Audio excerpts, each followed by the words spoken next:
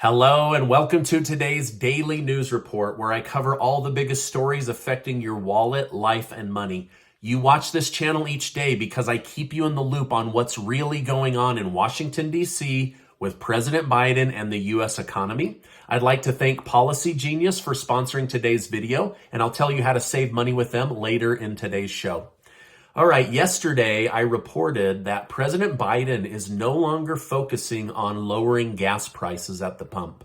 Now, Goldman Sachs, the big investment firm, concluded that the price of crude oil per barrel could likely go up by another $20 and hit $140 per barrel over the next few months. If this is true, we could see the national gas price average jump to $5.50 a gallon, where right now the average is $4.90 a gallon. So an additional 60 cents per gallon jump if Goldman Sachs is right. Now, I don't know why the president is doing this, but this is what's in the news.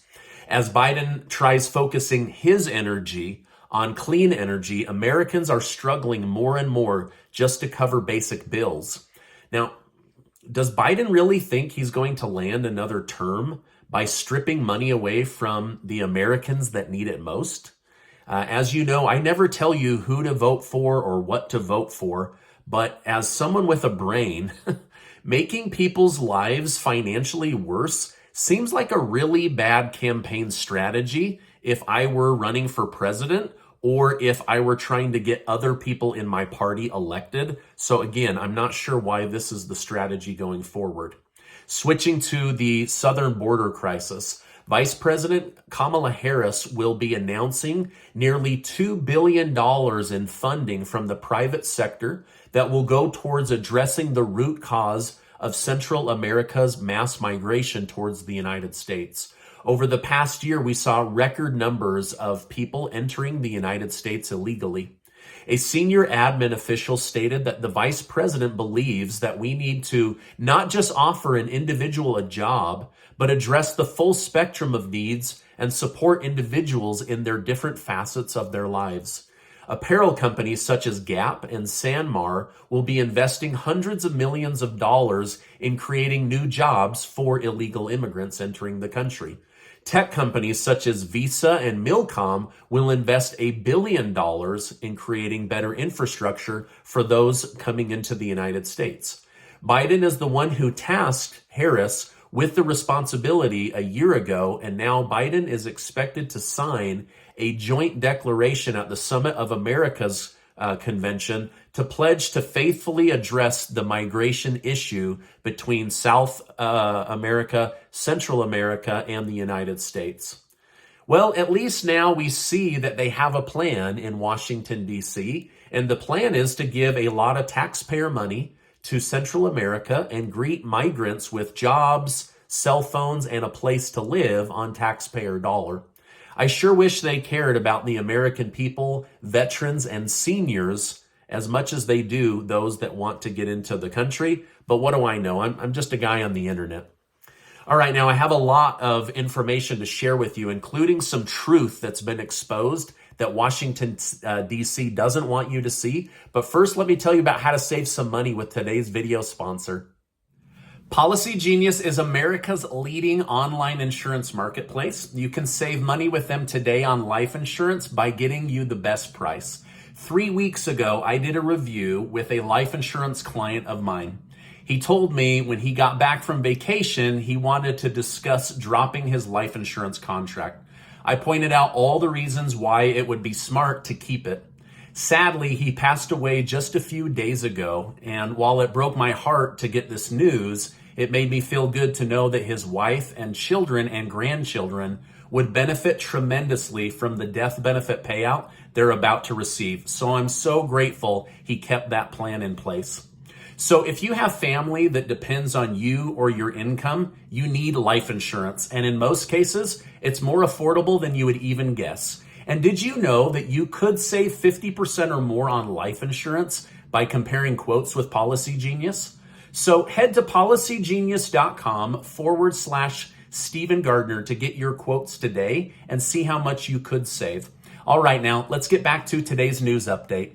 The January 6th hearing is approaching quickly this coming Thursday, and it's supposed to be a big show. The committee has hired a TV specialist to make sure that it's dramatic and displays everything the best that they can. Democrat Representative Steve Cohen said, "We're going to see how much Trump was involved. Trump ran this show. He ran it from the time he lost the election in November, and he did it with his son or sons and all of his henchmen. This event will be televised for all to see and will reportedly show unseen material that could be devastating for Donald Trump." Are you planning to watch the January 6th committee hearing, or do you have other problems that are more pressing in your life? Let me know in the comments what your thoughts are on this. CNN contributor Carl Bernstein says he's even been told of a timeline that will show that at 1 p.m., the typical time that a president is elected, that demonstrated that this is when they plan to storm the Capitol. Bernstein says that he believes that this could have been orchestrated by Trump himself and his lawyers because they believed that if they could hold off the vote, that they could keep Trump in office. Bernstein goes further and argues that this could have been the reason Trump waited until 4 p.m. because he believed the longer he kept them busy, the better his chance of staying president. But what do you think?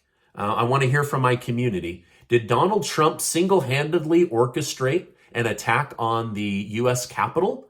Or did the people do that on their own? Or was there a mix of the police inviting people in and confusion as well as high emotions? Let me know your thoughts in the comments down below.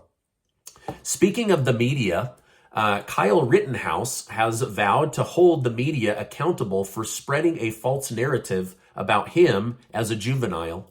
Rittenhouse stated, "I have to have security everywhere I go. I can't go to Walmart. I can't go to Target. I'm in fear of being harassed or attacked because of these false stories that were told about me."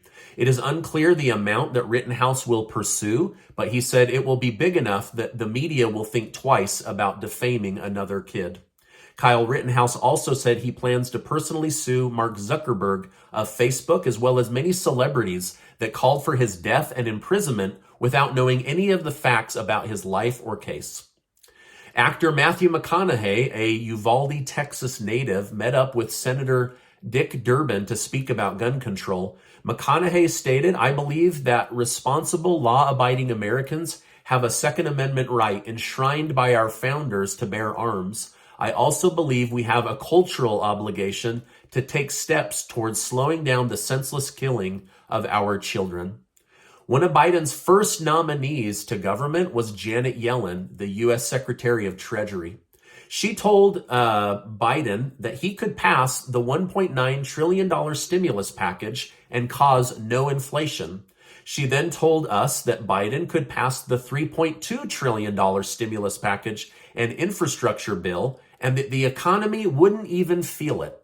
She then went on to okay Bernie Sanders' $6 trillion spending package that was ultimately whittled down to $3 trillion and said the U.S. economy won't even feel this and it won't affect inflation. In fact, she swore under testimony before Congress that inflation was transitory and wouldn't hurt Americans. Well, it's now come out that she did not believe any of this stuff. In fact, in private meetings, she told Biden his $1.9 trillion stimulus bill should be 1/3 smaller and that inflation was a top concern of hers, but she decided to go along with the narrative because she had just only gotten the job and said that she was under tremendous pressure to use the same talking points as her colleagues. Privately, she had been consulting with former President Barack Obama's top economist, Larry Summers, and they both agreed that all of this reckless spending was dangerous. And now here we are all dealing with horrible financial pain, rising monthly bills, potential food shortages, gas through the roof, all while our government continues to give endless amounts of money to illegal immigrants and foreign nations using our taxpayer money. So now it's become very clear why they tried to blame COVID, Donald Trump, Vladimir Putin, and then us for all of the inflation problems we're feeling. They created the problem, and now we're dealing with their messes. This is the truth DC did not want you to see, but it's all starting to come out now as Janet Yellen doesn't want to go down in history as being blamed for all of this rampant inflation. Now, please share this video on your social media, because people need to know that they are not the reason for this high inflation. In fact, Janet Yellen even tried to use Senator Joe Manchin as a shield by throwing him under the bus to distract the American public from the financial mess she helped to create. Now, Biden is facing some major backlash from Republican Senator Tom Cotton for having aides within the White House that have more than $10,000 of student loan debt. And they say that these are the ones that are putting the most pressure on him to pass this, which is a clear violation of the ethics guidelines within the White House. So Biden's actions are now being deemed as unfair because he has recent college graduates in his ear trying to get their own student debt forgiven while they work for the U.S. government. The movie Top Gun, starring Tom Cruise, has done over $548 million in the box office in just 10 days.